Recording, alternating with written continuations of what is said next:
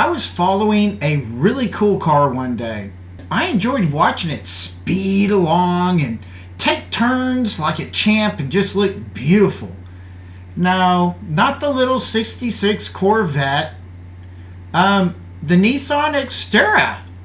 What a wonderful, wonderful vehicle to see actually still moving on the streets of Paris, Texas. But these fine machines are not always so nimble. They do require extensive maintenance, especially after 200,000 miles. And the maintenance can be very interesting or intimidating. Get ready for this one. Can't shield yourself from the pain. It might make you want to laugh at the Callaway brothers for taking on this job like their sadistic father, or just make you want to swoon. Well, here we go. Welcome to Road Odyssey. Thank you very much for joining me. I have my YouTube channel with hundreds of videos to enjoy and my Facebook page with all my current happenings. Today, when you need a dependable SUV as a daily driver, you can consider an old Nissan XTerra. But can you afford one? Lord, I hope so. The one owned by Alex Callaway is a very low value when I guessed what its value would be. Kelley Blue Book puts it at about $5,000. J.D. Powers gave it a dealer's range of $3,700 to $4,500. Edmunds, well, thinks you will expect between $3,000 to $4,000 at the dealership. Buy from a private party or trade one in and expect half of that, say between $1,000 and $2,000. As Kelley Blue Book says, these are good daily driving SUVs, though not a lot of power, at least in this one case. Wikipedia agrees, but they're saying the car is tough and can be handled roughly. So a good car. As a matter of fact, they have won several awards. In 2000, Best in Class for Mini Sport SUV. In 2001, Top Car by the AAA. 2005, named one of 50 great new cars, and on and on and on. Most of this is relative to the four-wheel drive models, though. Let's get to the Callaway Customs version of this history. I had arrived at the shop on October 23rd, 2024 and saw the XTerra on the big lift. Then I readily noticed the front bumper, grille, and such piled up on the ground, including the air intake, and I knew something major was about to happen. Being more of a hot rod shop, I wondered if they had extended themselves into an unknown world of foreign car repair. Looking at the tables, full of replacement parts, yeah, they may have gone out into the weeds. Items to be replaced: radiator and hoses, oil valley gaskets, timing chains with their guides and tensioners, thermostats and its housing, pulleys, tensioner, water pump, gaskets, and heater core, and Lord knows what else. This means that some major surgery was about to happen. But why so much? While driving this wonderful rig, Alex could hear the timing change rattle and tick and something just whine, whine, whine. The car just didn't perform well, like the timing was getting off. And then the day had come when the water pump just failed. That was a fatal blow. By the first day that I saw the car getting worked on, Alex had already worked over the weekend to get it all torn down and ready for more work during the week, like removing the fan and the shroud and the radiator, which, oddly enough, was a oddly difficult task to some degree, only because they were all so bound in together. Having multiple hands really helped. It's all been fun and games up to this point. Well, for me, not for Alex or Jason. The serious work is about to begin. A few days later, October 25th, I arrived to see the timing cover pulled off, and a table strewn with hardware, cam gears, timing chains, tensioners, and guides, alternator, fan on the floor, and there's the exposed front internals. Cams up top on either side, water pump on the lower right, and the oil pump at the bottom center. One quick, vital note, the oil line sticking out at the top center. That is a pain, always in the way, especially when it came time to replace the timing cover. Be prepared to have a solid plan of replacing the timing cover around that line when the time comes. Also, there are 2 positioning pins just on either side about where the water pump is.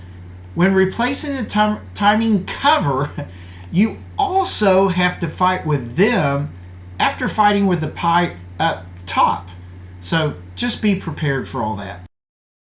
I told you before Alex could hear ticking noises or whinings from the engine. Well, he found one of the culprits. The chain guides, tensioners, were either worn and or almost chewed away completely. Chain was literally running along the metal piston and wearing it down. Oh my God, Yeah. When it should have plenty of padding on it. The other problem was the water pump failing. Yeah, engine was overheating, was weeping water for a long time, and the mounting tabs, when he got down to it, well, they just broke off. Well, that's not good. And the thermostat and housing needed replacing. Hence the reason for the radiator fluid on the ground, the new radiator, water pump, and housing, etc.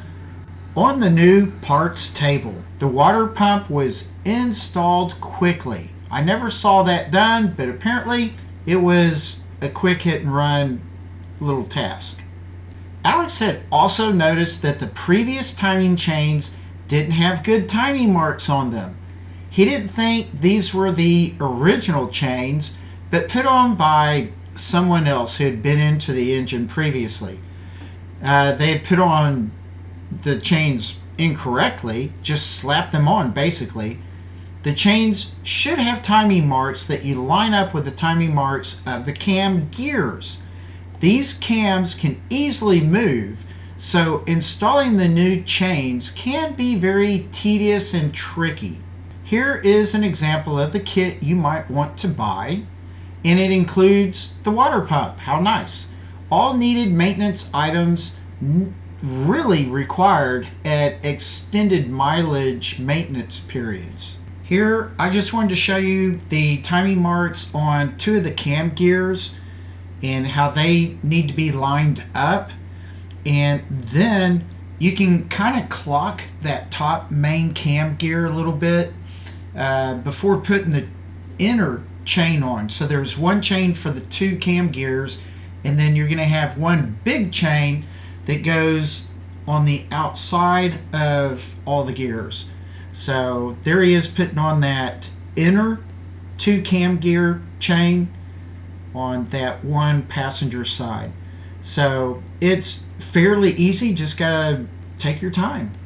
Next up, Alex would replace the oil pump cover, including its gasket, and he replaced the oil gallery gaskets. And here's an example of a kit that you might need. By the next day that I visited, they had all the chain guides and tensioners pretty well installed. There were 6 of these, of which you can see in this kit.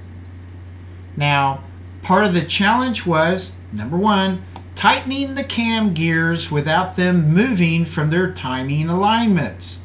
Number 2, aligning the timing chains with the gears. And 3, keeping all the gears, everything aligned with each other while getting the long final chain on. It was so much easier, again, with 2 people. Seriously. Once all of that's installed with the chain, they oiled the whole chain system so that it would not be dry on the first start.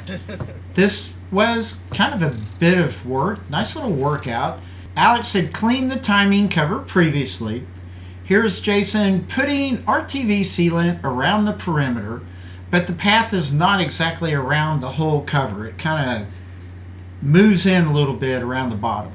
That whole timing cover just slaps right in. So easy. Not.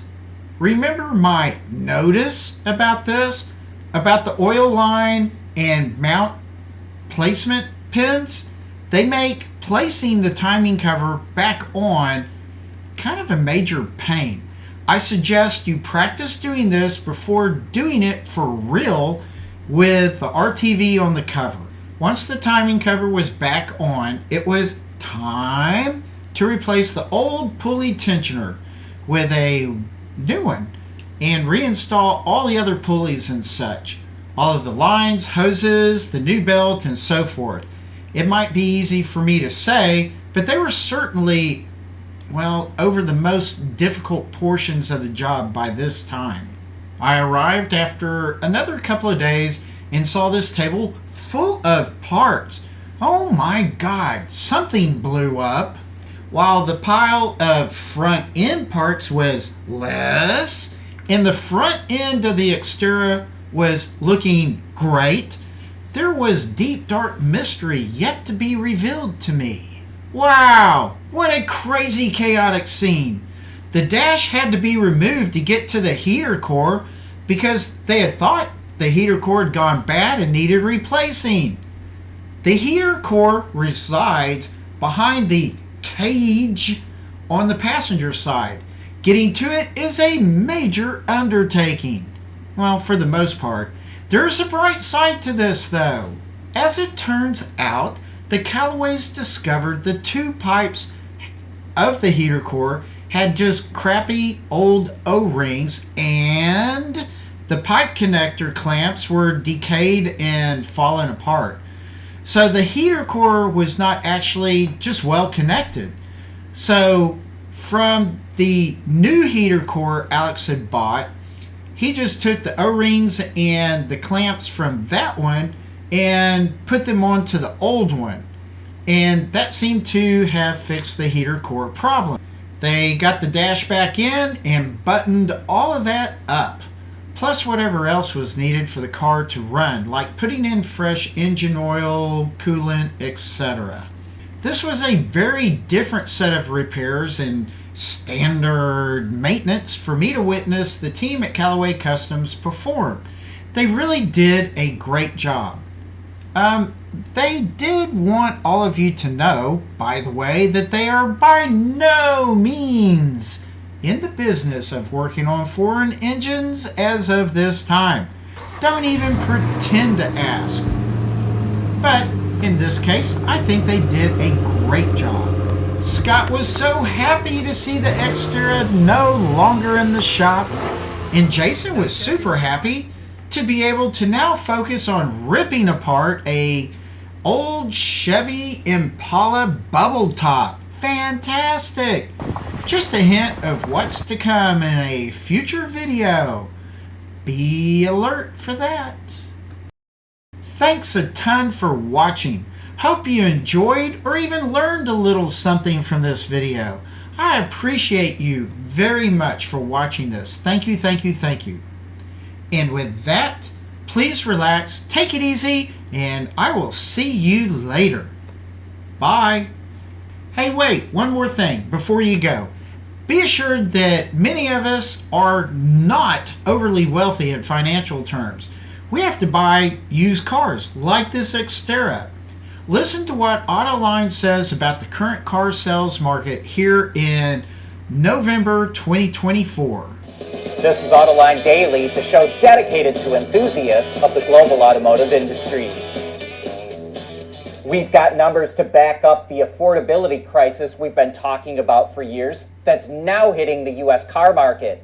Bloomberg reports that 55% of all new car sales now go to households with incomes over $265,000 a year. People who bought or leased new cars before the pandemic are now coming back to the market to find the exact same cars now $300 more a month. And so 73% of new car buyers are simply holding on to the cars that they've got. Even used cars are too expensive for many households, which is why the average age of cars is now 12.6 years and growing. And not only are new cars much more expensive, higher interest rates make them more expensive to buy or lease, and soaring interest costs are making them more expensive to insure. So we think that we've hit peak auto. New car sales remain well below their pre-COVID levels and show no sign of coming back anytime soon, if ever.